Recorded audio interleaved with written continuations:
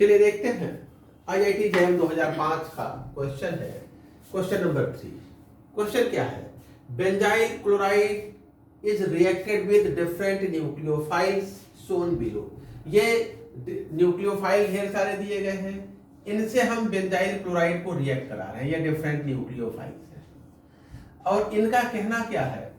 Arrange them in decreasing order of reactivity. Benzyl chloride से हम इन nucleophiles को react करा रहे हैं। इन न्यूक्लियोफाइल्स का की जो न्यूक्लियोफिलिसिटी है उसके डिक्रीजिंग ऑर्डर में हमें इनके रिएक्टिविटी के डिक्रीजिंग ऑर्डर में अरेंज करना है। तो न्यूक्लियोफिलिक बेंजील क्लोराइड है, बेंजाइल क्लोराइड SN2 रिएक्शन देता है।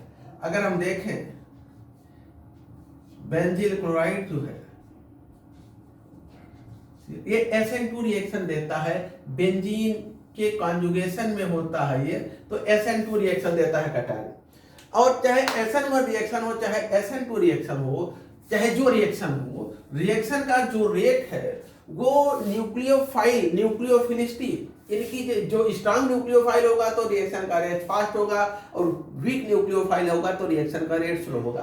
तो चाहे SN1 रिएक्शन हो चाहे SN2, यद्यपि SN2 देगा, लेकिन चाहे SN1 हो चाहे SN2, रिएक्शन की रेट जो है न्यूक्लियोफाइल के जो अटैकिंग टेंडेंसी है, इनकी जो न्यूक्लियोफिलिसिटी है उसी के प्रोपोर्शनल होता है। जितना स्ट्रांग न्यूक्लियोफाइल होगा उतना ज्यादा रिएक्शन का रेट होगा, जितना वीक न्यूक्लियोफाइल होगा उतने कम रिएक्शन का रेट होगा। तो इनमें देखें हम रिएक्शन का रेट किसमें, न्यूक्लियोफिलिसिटी किसकी ज्यादा है किसकी कम, और जिसकी न्यूक्लियोफिलिसिटी ज्यादा होगा उसका रिएक्शन का रेट ज्यादा होगा। एक्सप्लेनेशन देखते हैं। पहले हम इसको ले मेथॉक्साइड को, ये है। दूसरा हमारे पास जो न्यूक्लियोफाइल है जिसको हम यहाँ पे चर्चा करने के लिए रख रहे हैं वो हाइड्रोक्साइड है। तीसरा हम जो है फिनॉक्साइड को ले रहे हैं।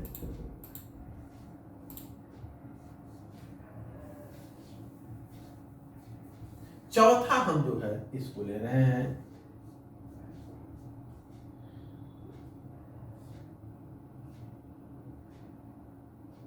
एसीटेट यानी कि एस्टेटाइन। ये 4 न्यूक्लियोफाइल हमारे पास है।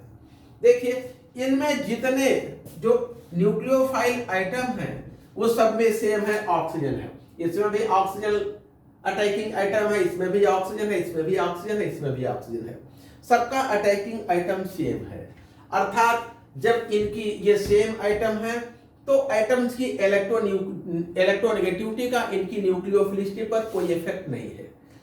अदरवाइज जो लेस इलेक्ट्रोनेगेटिव होते हैं वो स्ट्रांग न्यूक्लियोफाइल होते हैं। यहाँ पे सभी आइटम सेम है तो इनकी इलेक्ट्रोनेगेटिविटी के आधार पर इनकी न्यूक्लियोफिलिसिटी में कोई डिफरेंस यहाँ पर नहीं होना है।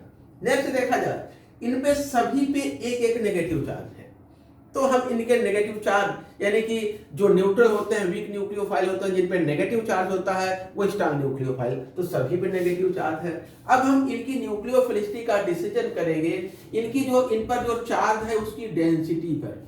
तो देखा जाए यहाँ पर एक प्लस आई इफेक्ट जुड़ा है।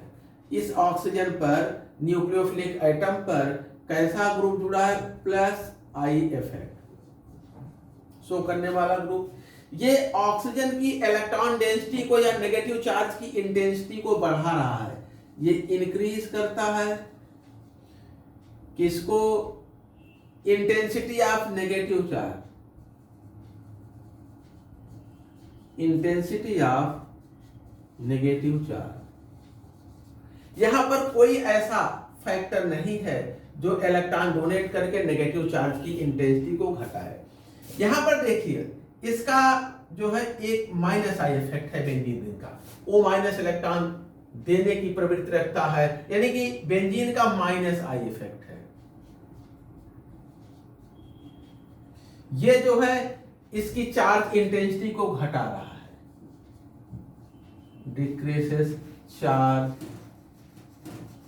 इंटेंसिटी। यहां पर देखिए ये एसीटेट आयन रिजोनेंस शो करता है। अभी जो नेगेटिव चार्ज यहाँ है यहाँ चला जाता है इस प्रकार से, ये नेगेटिव चार्ज यहाँ चला गया, यहाँ सिंगल बॉन्ड हो गया, यहाँ डबल बॉन्ड, इस तरह से। अर्थात हम कहें ये जो नेगेटिव चार्ज है ये दोनों कार्बोक्सिल ग्रुप पर यहां से यहां तक फैला रहता है।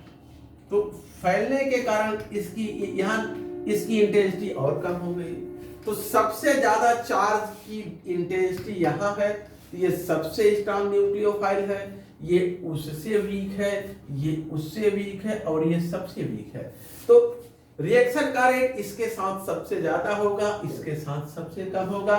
इसमें देखें पहला विकल्प देखें, सबसे अधिक रिएक्टिविटी इस न्यूक्लियोफाइल के साथ, फिर उसके साथ, फिर इसके, यानी विकल्प फर्स्ट यहाँ पर करेक्ट ऑप्शन है। जो फर्स्ट ऑप्शन है यही करेक्ट ऑप्शन है। तो अब न्यूक्लियोफिलिसिटी ध्यान देंगे इस चीज को, किसी भी न्यूक्लियोफिलिक सब्स्टिट्यूशन रिएक्शन में चाहे SN1 हो चाहे SN2 हो कोई फर्क नहीं पड़ता, जितना स्ट्रांग न्यूक्लियोफाइल होगा उतने ज्यादा रिएक्शन का रेट होगा। न्यूक्लियोफाइल हम कैसे देखेंगे कौन स्ट्रांग है कौन नहीं, हम देखेंगे कि न्यूट्रल है nucleophilic item, attacking item neutral है कि नेगेटिव चार्ज है। न्यूट्रल है तो स्ट्रांग न्यूक्लियोफाइल होगा, न्यूट्रल है तो वीक न्यूक्लियोफाइल होगा, और नेगेटिव है तो स्ट्रांग न्यूक्लियोफाइल होगा। उसके बाद इलेक्ट्रोनेगेटिविटी देखते हैं, जिनकी इलेक्ट्रोनेगेटिविटी कम होती है स्ट्रांग न्यूक्लियोफाइल, जिनकी इलेक्ट्रोनेगेटिविटी अधिक होती है वीक न्यूक्लियोफाइल, या फिर सभी एक ही सेम आइटम है, एक ही एलिमेंट के आइटम है, सब पे सेम चार्ज है, तो हम चार्ज की इंटेंसिटी के आधार पर इनकी न्यूक्लियोफिलिसिटी को कंपेयर करते हैं। अब यहां पर कुछ नहीं कहा गया है कि कैसा सॉल्वेंट है, पोलर प्रोटिक सॉल्वेंट है कि ए प्रोटिक सॉल्वेंट है, ये कुछ नहीं कहा गया है। तो हमें सॉल्वेंट के नेचर को यहाँ कंसीडर नहीं करना है। ये स्ट्रांग न्यूक्लियोफाइल, ये वीक, ये उससे वीक, ये सबसे वीक, तो इसके साथ रिएक्शन का रेट सबसे ज्यादा, इसके साथ और कम, इसके साथ और कम, और इसके साथ एकदम कम। अब आते हैं नेक्स्ट क्वेश्चन नंबर 4 पर।